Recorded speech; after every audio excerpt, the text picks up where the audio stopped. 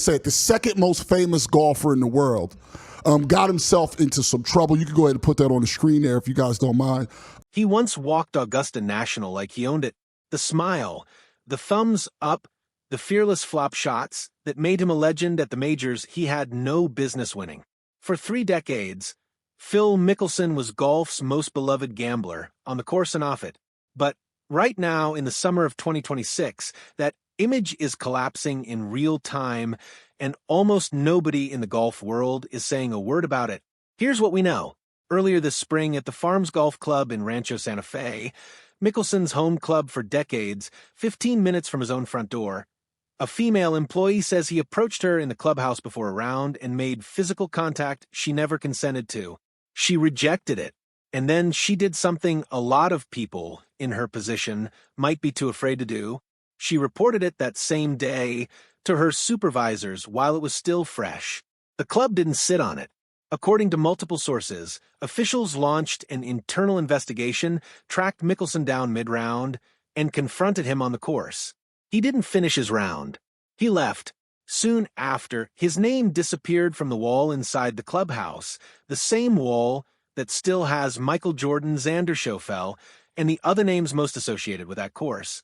The club's official statement never named him, but it didn't need to. Multiple outlets, including Golf Digest, independently confirmed the member in question was Mickelson. Now, here's where it gets complicated, because this isn't a one-sided story, and a fair telling has to include both halves of it. Mickelson has not been charged with any crime. His attorney, Tom Clare, has publicly disputed the allegations, calling them squarely contradicted by objective video evidence and saying there's a great deal of misinformation circulating. That's not a man going quiet.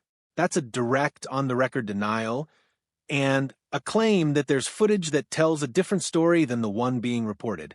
Whether that evidence ever sees daylight is still an open question. But it's also true that the San Diego County Sheriff's Office got involved before any of this became public.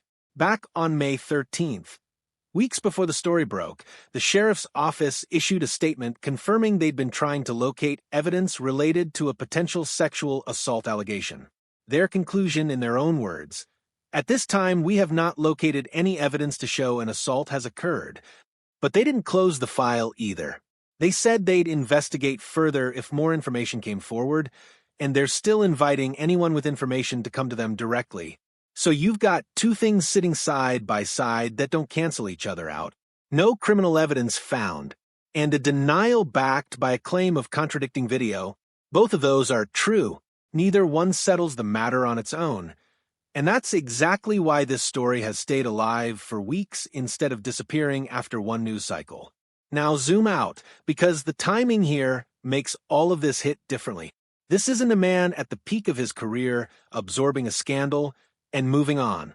Mickelson has barely existed in professional golf in 2026. One competitive start all year, a LIV golf event in South Africa back in March, where he finished tied for 48th. He skipped the Masters. He skipped the PGA Championship. He's not exempt for the U.S. Open at Shinnecock Hills, which will be just the second time since 1990 he's missed that tournament. His team has attributed the absence to a private family health matter that's never been publicly detailed. And into that silence, this story arrived. For a guy who built his entire brand on charisma, the fist pumps, the autographs, the fearless image, the quiet is its own kind of headline. There's been no wave of public support from his peers, no statements from LIV Golf rallying behind him, no loud declarations of innocence from the circle that stood next to him for 25 years. Just silence. And in a sport this small, where everybody knows everybody, silence like that tends to mean something. This also isn't the first time Mickelson's name has shown up somewhere it shouldn't. Back in 2016, he was named in a federal insider trading investigation and agreed to repay nearly $1 million, though he was never criminally charged. He survived that. He survived the LIV golf fallout, the comments about Saudi backers that cost him sponsors. Phil Mickelson has weathered controversy before and come out the other side still talking, still playing, still Phil. But this one is different in kind not just in degree. It isn't a financial entanglement or a business decision people can argue about over dinner. It's a workplace allegation involving a woman who says she felt violated enough to report it the same day it happened, set against a flat denial and a claim of video evidence that contradicts her account. Both can't be fully true. And right now, nobody outside the people directly involved actually knows which one is. What's certain is this: the man who became the oldest major champion in history at 50 years old, who won at Augusta 3 times, who lifted the Wanamaker Trophy at Kiowa in one of golf's all-time storybook finishes, that man is, for now, defined by something that has nothing to do with a golf swing. A club he called home for decades doesn't want him back. A sheriff's department has his name in an open file, and his own attorney is telling the world to wait for evidence that hasn't yet been shown. The investigation isn't closed. The denial hasn't been tested.